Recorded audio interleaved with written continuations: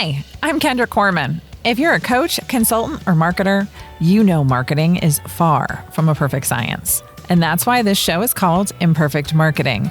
Join me and my guests as we explore how to grow your business with marketing tips and, of course, lessons learned along the way.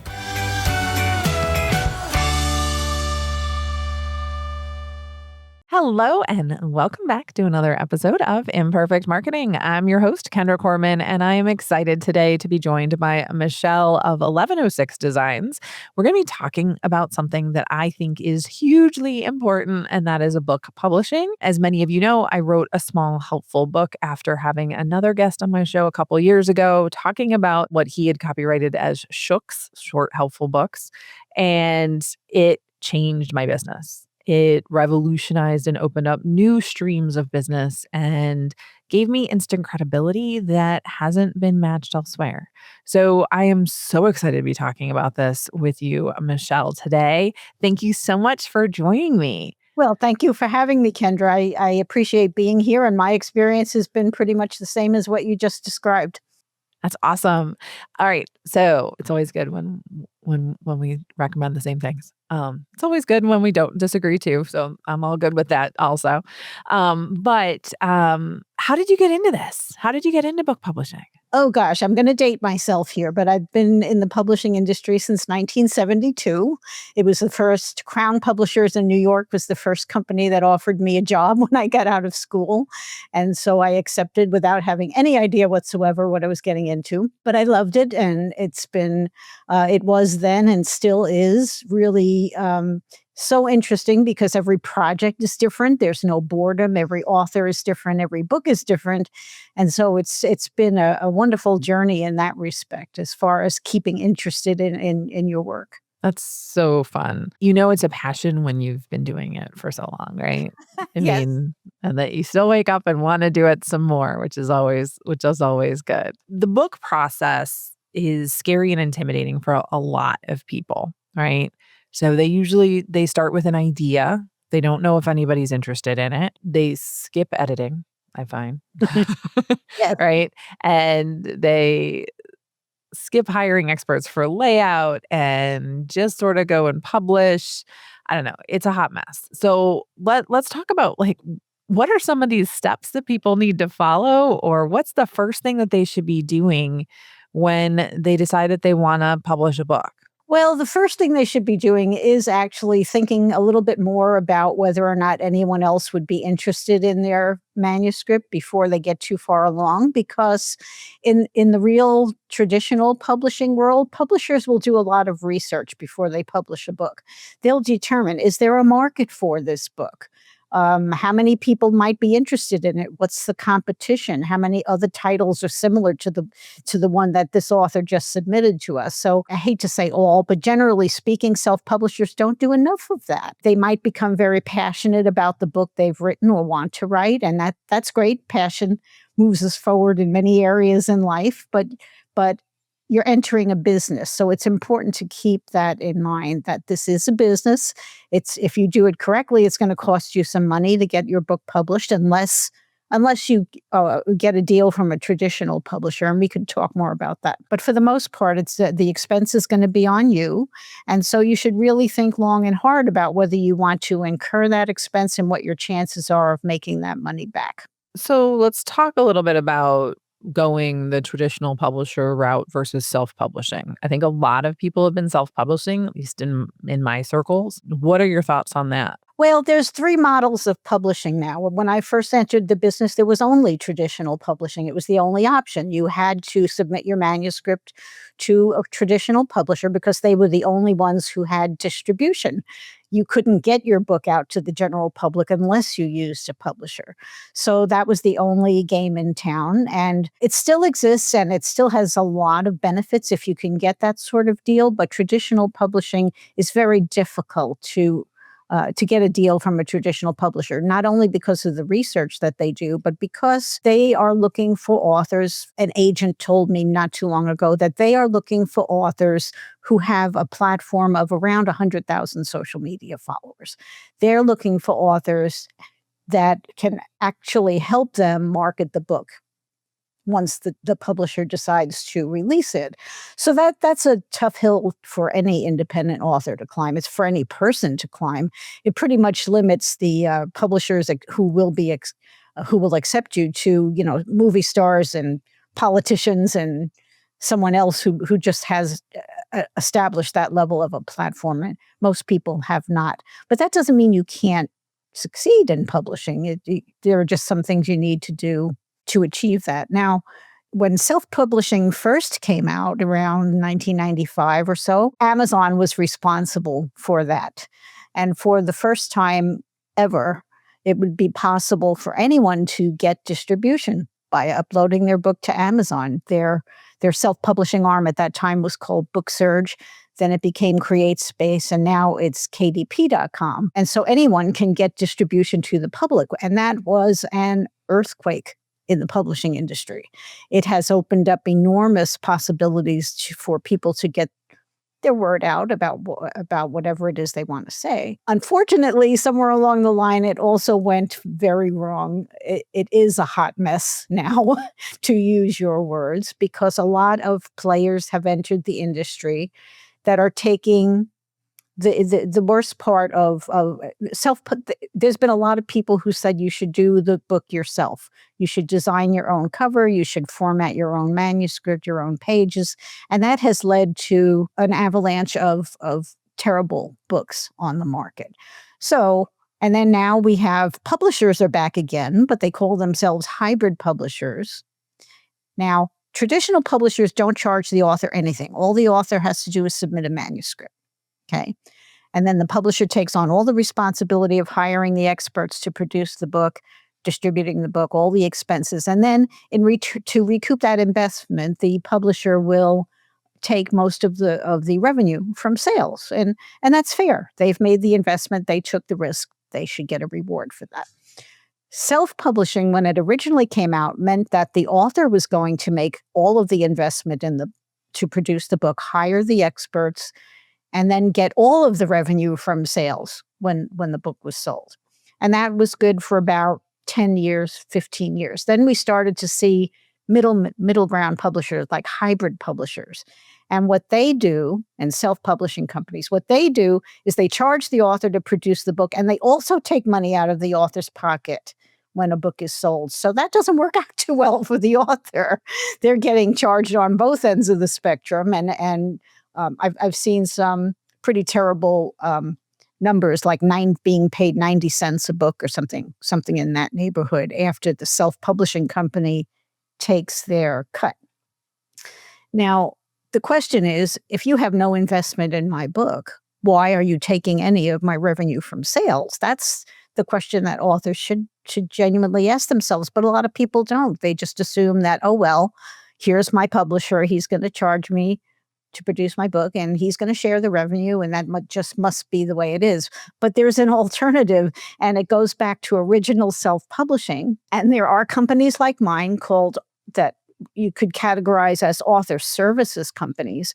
We help you with all the professional services that you need to publish a quality book, and we don't take a penny of your revenue when that book is sold. So that is actually original, legitimate self-publishing as it was originally intended. I have a friend who's working on a book right now, and she's like, and I was talking to this person, and they'll do this, and this, and charge me this, and they won't take any of the revenue from the book sales. And I was like, no kidding, they shouldn't. You're paying them for the services that they're delivering. You'd be surprised how many people don't know that, though.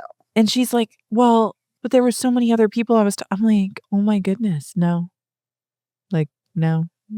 And in the marketing agency world, I'm always blown away when I hear about agencies that are like, oh yeah, no, you paid us for the work, but we own all the files. And you're like, why do you own all the files? Which is, very common in the big agency world or the middle market agency world that's dealing with larger people. Because I still remember I was brought in to quote, and they're like, okay, do you own the files?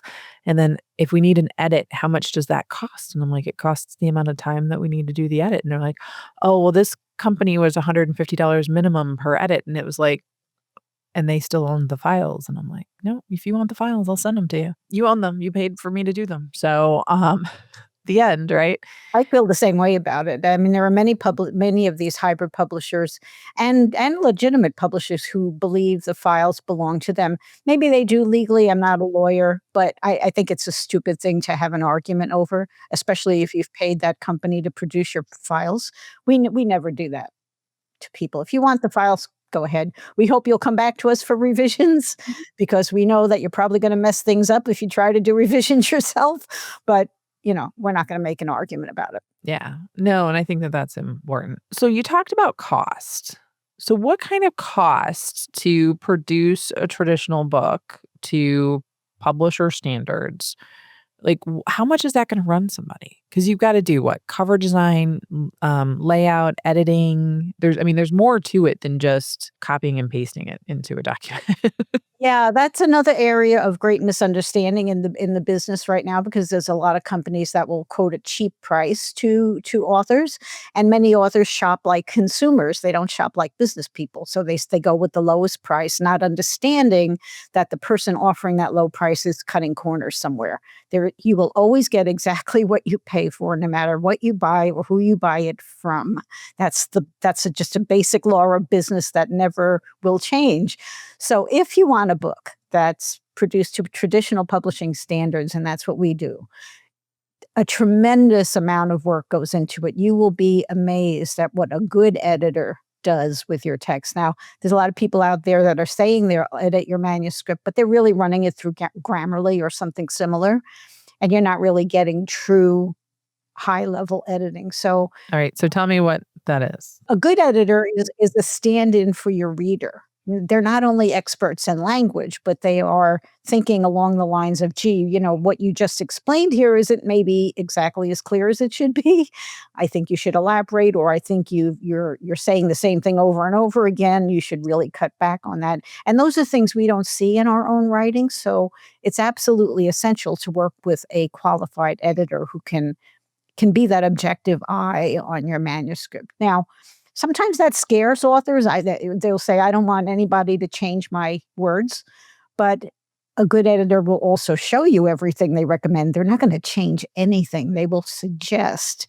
And it's always up to the author to accept or reject those changes. Okay, awesome. So getting back to price. So we've got that. We've got a good editor. We've got cover art. Yeah, covers are misunderstood as well. I had a woman on the phone one time say to me, I know you spend only 15 minutes on a cover. All you do is put a picture and put a title on top of it. Oh my God. I love it when people say that. They're like, this should take you 5 minutes. And I'm like, great, do it yourself. And I was thinking to myself, I wish, because if that was the case, I'd be sipping pina coladas in Tahiti right now. I wouldn't be working. So there's a lot of misunderstanding about that. But there are also a lot of vendors who actually work at that level. And they're actually giving the same cover over and over again to hundreds or thousands of authors. They call it pre-made covers. Well, that's not how a real cover designer works. A real cover designer learns about your book, tries to figure out what you need to communicate in order to attract your target audience. We do some research on what the audience is looking for. And there's a whole process involved in cover design as well. All right. So getting down to brass tacks, right? What's the number or what's the range that people are looking at when it comes to publishing investment? In my company, for a fiction book, 200 pages, 50,000 words or so, a fiction book, full service editing, cover design, interior design, and typesetting, proofreading, and ebook formatting would be in the $8,000 range. Nonfiction book, about $1,000 more, so $9,000. So why is nonfiction more? Because nonfiction is more complicated to format. There's usually headings, subheadings, tables, charts, graphs, all sorts of complications that fiction doesn't have. A fiction book, as you know, is just straight text. So it can be done faster by the typesetter. If people are looking to self-publish, right, there's a lot of different places that they can go. They could go to somebody like 1106 Design and get soup to nuts, right? Or they can go out and start piecemealing, right? They could get maybe someone who's going to lay it out, maybe someone who's going to do cover art, things like that, right? What's the benefit of doing one-stop shop? One-stop shop, that is really our strongest point because we give you project management and our expertise along the way. We're not just giving you tasks. So if you come to a one-stop shop like us, we know what to look for in terms of qualifications for editors and designers and proofreaders and ebook formatters. So you're guaranteed to have an assembled team that knows what they're doing. If you piecemeal it out on your own, I mean, if in your job, let's say you have always worked in the publication area and you know about these qualifications, that's great. Go ahead and piecemeal it out on your own. But it's still a lot of work to deal with 5 or 6 or 7 people. And if you don't have expertise in that area, you could really make some bad choices and wind up with a poor product. We get the calls every week from someone who followed the online advice to hire a cover designer on Fiverr or 99 Designs or something like that. And they find out that the files won't upload. After they've been through this whole process and spent countless hours, they find that they'll go back to the designer and say, "I need you to make a full cover with a barcode. That's what the printer needs." And the so-called designer will say, "Oh, we don't do that." You know, so again, gets back to you got what you paid for. Okay, and then for people that are interested in learning more, you have a guide, right, on your website that we'll have a link to in the show notes. Can you tell me a little bit about that? I do. It's called Publish Like the Pros, and it's just a quick read, 88 pages. Takes you through all the steps that you need to know about to self-publish a book. And I give it away for free on my website because I want people to understand what they're getting into and be able to do it well, whether they hire us or not. Because the authors who call me are suffering terribly. So go to my website, 1106design.com. You can download it for free, and hopefully we can have a conversation. But my intent is to make sure you don't get hooked into one of these bad companies or don't go out and inadvertently create a terrible book on your own.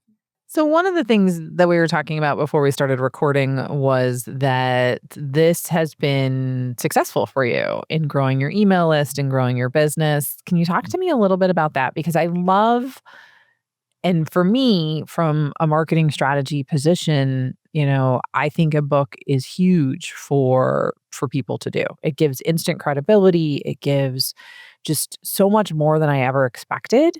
Having written my book on AI prompting, and I did do the project management through Upwork and stuff like that. So it's a lot of work, but I had a guide to follow for within reason. But it is a lot of work. And I did not have an editor or anything like that, right? And it still cost me quite a bit. So talk to me a little bit about that angle, right? So you've got this guide. It's also a book as you held up, which is awesome. What has that done for you and your business, and why should someone spend that kind of time creating their own book? Well, there's a story behind that. Nobody was more surprised than me to find out that this little 88-page guide could bring in customers. I did it on a lark. I had done about 60 blog posts at the time. I published it first in 2012. And my editor said, "Why don't we turn this into a book? You've got 60 blog posts. Why don't we just gather it all together, make it a book?" And I said, "Okay." I didn't expect any results whatsoever. But people started calling and saying, "I read your book. How do I sign up?" It was fabulous. I think every business should do this. I don't care what you're selling. You should put a little publication on your website as a lead magnet. And because especially now, in 2012, it wasn't so bad, but especially now, people are just overwhelmed with pitches coming in from email and from the web. And, so the ability to download a PDF and just read it at your leisure, your message is going to get through a lot better than any other method, I think. It has for me anyway. Well, and I mean, for me too, I really wasn't doing much speaking other than like with my local chamber thing, just small little things that I had been doing from a speaking perspective. And then, I published my book and all of a sudden a paid speaker, people are paying for travel costs to get me to their conference, things that I never ever imagined possible. It just gave me that instant credibility that you just wouldn't expect. Yeah, and it doesn't have to be a long book. My little short book works. I mean, if you want to do a full-length book, that's great. I mean, it might help you get more keynote addresses. If someone says, "Oh, yeah, this person really is an expert in their field," and you send the book out, it might cost you $4, $5 to print.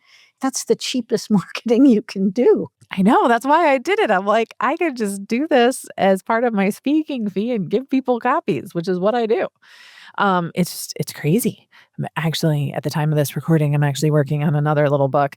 And unlike your recommendations, I actually am not doing any research on whether anybody wants it, but I'm actually doing it just literally for marketing to hand it out based upon things that people have asked me for. And so I'm like, I'm going to put this in a book, which is cool. So I'm not really expecting it to sell, but I am expecting it to be a point of conversation. And I think that that's also has its own value. So if you're thinking about having a book or are considering, or you have that book idea or you have that manuscript mostly done, be sure to check the show notes for contact information for Michelle and her company 1106 Design.